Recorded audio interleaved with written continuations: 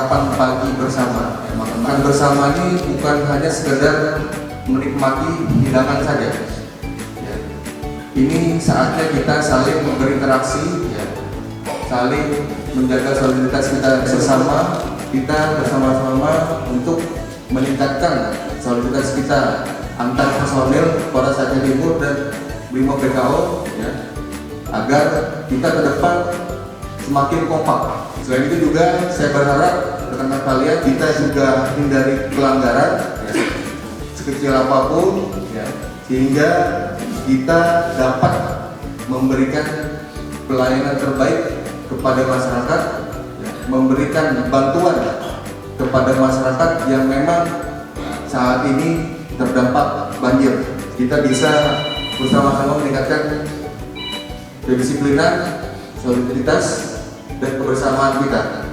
Dan tidak kalah pentingnya yaitu kita semuanya jadi semangat. Selamat